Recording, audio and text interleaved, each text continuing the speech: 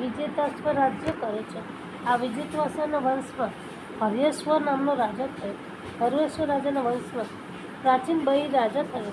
પ્રાચીન બહિ રાજાનું લગ્ન શત્રુદ્રુતિ રાણી સાથે થયું. એમને ઘર જે 10 બાળકો થયા તે 10 પ્રચેતાઓ છે. આ 10 પ્રચેતાઓને પ્રાચીન બહિ રાજાએ આજ્ઞા કરી, તમે તપ કરો.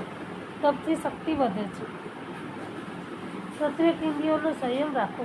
શક્તિનો સંગ્રહ કરો. જે બળવાન છે તે બધું જ કરી શકે છે. જે દુબળો છે તે કંઈ કરી શકતો નથી. જે દુબળો છે તે ધરતીનો પણ ભાર જેવો લાગે છે. જે અતિ દુર્બળ છે તે કોઈની સેવા કરતો નથી. તે એવી ઈચ્છા રાખે છે કે બધા મારી સેવા કરે. બળવાન બનો. શક્તિના સંગ્રહમાં બહુ સુખ છે. શક્તિના વિનાશમાં અતિ દુઃખ છે. શક્તિનો વિનાશ ન થાય તેની બહુ કાળજી રાખજો. આ 10 પ્રચેતાઓ કચ્છ પ્રાંતમાં નારાયણ સરોવર છે તે તપ કરવા ગયા. નારાયણ સરોવર અતિ દિવ્ય સાત્વિક ભૂમિ છે. નારાયણ સરોવરમાં કોટેશ્વર મહાદેવ છે. પ્રચેતાઓ ત્યાં આવ્યા છે.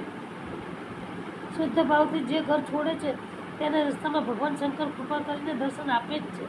ભગવતનું એક ઠેકાણે નહીં અનેક ઠેકાણે એવું વર્ણન છે કે ભગવાન શંકર સર્વના સદગુરુ છે. સદાશિવ ભગવાન જગતગુરુ છે. પ્રચેતાઓને શિવજીના દર્શન થયા છે. શિવજીએ પ્રચેતાઓને રુદ્રગીતનો ઉપદેશ કર્યો છે અને કહ્યું છે, ઇન્દ્રમ જપતમ ભદ્રમ વો વિશુદ્ધ નૃપુન દાના સ્વધર્મ મનોતિષ્ઠનક ભગવતીય કીર્તાશયા જપો આ થાવ કલ્યાણ વિશુદ્ધ નૃપનંદન સ્વધર્મે ધરતા નિષ્ઠા પ્રભુને અપશો મન.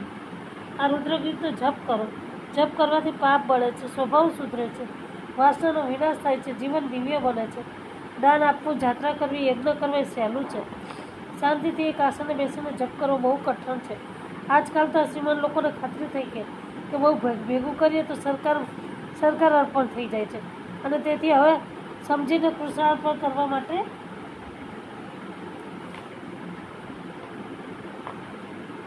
કૃષ્ણાર્પણ કરવા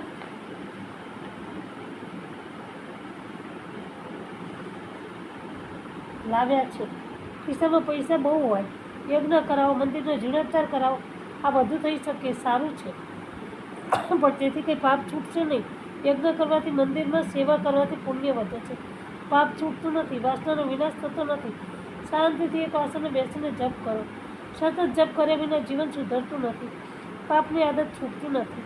વાસનાનો વિનાશ થતો નથી. સતત જપ કરવાની ટેવ પાડો. રચિતાઓને શિવજીની આજ્ઞા થઈ કે રુદ્રગીતનો જપ કરો. રચિતાએ પૂછ્યું, ક્યાં સુધી જપ કરવાનો? શિવજીએ કહ્યું, ભગવાન નારાયણ તમારી સન્મુખ પ્રગટ ન થાય ને ત્યાં સુધી જપને છોડશો નહીં. શિવજીની આજ્ઞા અનુસાર પ્રચેતાઓએ ધીરજ રાખીને શાંતિથી નારાયણ સરોવરમાં 10,000 વર્ષ સુધી રુદ્રગીતનો જપ કરે છે. કેટલા દિવસ જપ કર્યો? 10,000 વર્ષ સુધી. સાદું ભોજન કરે છે, આખો દિવસ જપ કરે છે. કેટલાક લોકો 5-10 વર્ષ જપ કરે પછી વાર્તા કરે છે કે હજુ કંઈ ભગવાન દેખાતા નથી. હો, ભગવાન આટલા બધા સુલભ છે કે 5-10 વર્ષની ભક્તિ કરો એટલે તમારી આગળ આવીને ઊભા રહે. ભક્તિથી જપ કરવાથી પાપ બળે છે. ભગવાનના દર્શન ન થાય તો પણ ભક્તિ ચાલુ જ રાખજો, ભગવાન દર્શન આપશે જ. એવો કોણ બાપ છે કે જેને પુત્રની જોવાની ઈચ્છા ન હોય, પણ છોકરો બહુ જ નાલાયક હોય તો બાપને એનું મોઢું જોવાની ઈચ્છા થતી નથી. ભગવાન દર્શન આપે છે. ધીરજ રાખીને સતત ભક્તિ કરો.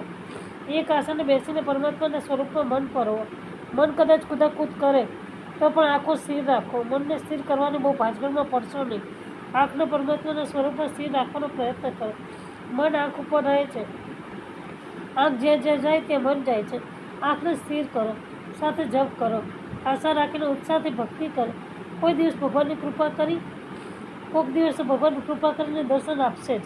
પછી તો તે સમયે પ્રચેતાઓના પિતા પ્રાચીન બહિ રાજાને નારદજીના આધ્યાત્મિક વિદ્યાનો ઉપદેશ કર્યો છે.